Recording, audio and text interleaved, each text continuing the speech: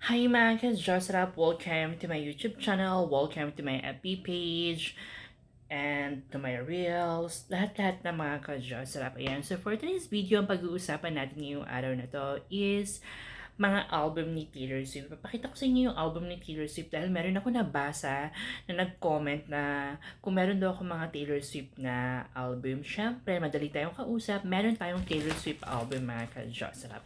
Okay, huwag natin pahabain pa. Okay, ipapakita ko pala sa inyo yung una niyang album hanggang pinakahuling album niya. Okay? So, ito yung unang album ni Taylor Swift. Ito yung Taylor Swift self-studio album, debut album, featuring the hit single Tim McGraw, Teardrops on My Guitar.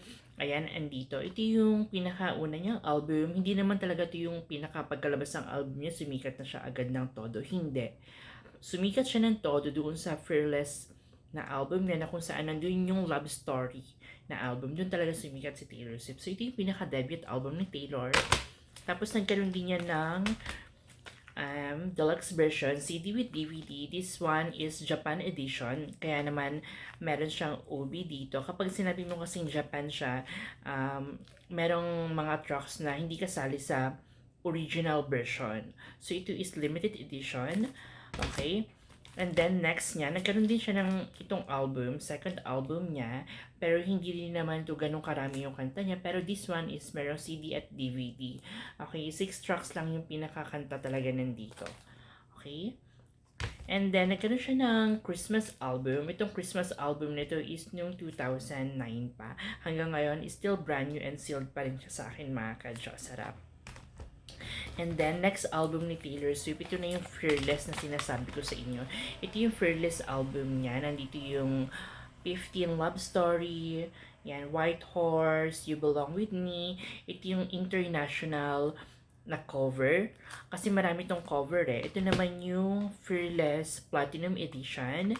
Ang ganda ng kissing niya. At itong isa is Fearless the edition, CD with DVD. Yung DVD dito is yung concert ng Fearless, nag-world tour siya. And then, sunod niyan, meron tayong Red. Maganda tong album na Red na to. Nandito yung mga State of Grace, All Too Well, I Know You Were Trouble, We Were Never Getting Back Together. This one is Japan press din siya. Ang ganda at makapal yung casing niya mga ka-Jocelyn, mabigat. Tapos niya, nagkaroon siya ng album na Speak Now. Itong Speak Now, deluxe version. Meron din siyang CD with DVD. Ayan, yung DVD dito is yung concert. Dahil naalala ko nung nag-work ako dati. Yung kapatid ko kapag wala ako, pinapanood nyo to sa portable mga ka-Josarap. Okay? Portable player. Sunod naman yan is itong album niya na 1989. Itong 1989 may kasama na siyang box plus Polaroid. Yes, may Polaroid talaga tong album na to. With box and jewel case yung album ng 1989 niya. Next naman yan, ay yung mga kanta pala dito, nandito yung Welcome to New York, Blank Space, All to the Woods, yan, Shake It Up, Bad Blood. Itong next album is Reputation. Ito yung sinasabi nila na nandito yung Black Era ni Taylor. Nandito yung Endgame, Don't Blame Me, Look What You Made Me Do, Gorgeous, ayan, nandito. So, may kasama na siyang box set with casing and double-sided posters, mga ka-Jocelyn. Yan. Ang ganda, diba? Yung iba kasi isa kukuha lang nila to isang posters. Yan. At syempre, hindi lang yan. 2 posters yan, mga ka-Jocelyn. Yan, 2 posters na album ni Taylor Swift. Yan, double-sided din siya. Tapos yung sunod na album niya dyan, ito yung album niya na Lover.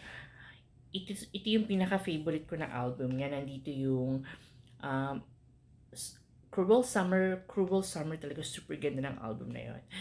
Ng kanta na yun, The Man, The Archer, yan, ang dami. And then, sunod niyan yung Folklore and then Evermore. Naglabas siya ng album during COVID sa isang taon.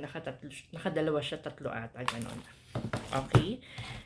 At ito yung mga album na nilabas niya, re-version ng mga album niya dahil hindi niya nakuha yung rights dati sa mga album niya, napunta sa manager niya. So, kaya naman si Taylor Swift naglabas ng album na reissue. Ayan, ito is Red. 2 CDs inside. This one is Speak Now, Taylor's version. And this one is for less. Tagdadalawang ano yan, CD. Ito naman is yung 1989 version. Okay? And then, ang pinaka-massive hits talaga niya na album is nagkaroon siya ng world tour noon ng Midnight. Ito yung Midnight album. Ito yung pinaka-cover niya talaga. Pero marami kasing cover yung Midnight. Tapos meron din siyang Midnight, the Late Night Edition. Yan, meron ako yan. At ito yung The Tortured Power Departments. Ang gaganda kasi ng mga booklet talaga ng mga album ni Taylor Swift. Iba kasi talaga kapag meron kang physical copy na hawak. Super saya at mababasa mo yung mga lyrics doon at mai-enjoy mo. So, meron din siya ng The Tortured Power Department. Yan. This one is Japan Press. Ang ganda niya, may ubi siyang kasama. Tapos ito naman yung pinakahuling ng The Tortured Power Department, The Anthology. 2 CDs inside. Ang ganda rin ng mga booklet dito. At syempre, ang pinaka-latest album ni Taylor Swift, The Life of the Shadow. Yan. Featuring the hit single, The Fate of Ophelia, Opalite, and many more, mga ka-Jocerap. Okay, so hanggang dito na lang mga ka-Jocerap. I hope you like my simple video. Don't forget to share and hit nyo na rin yung like dyan mga ka-Jocerap. Okay, so bye for now. Stay safe and have a good day everyone.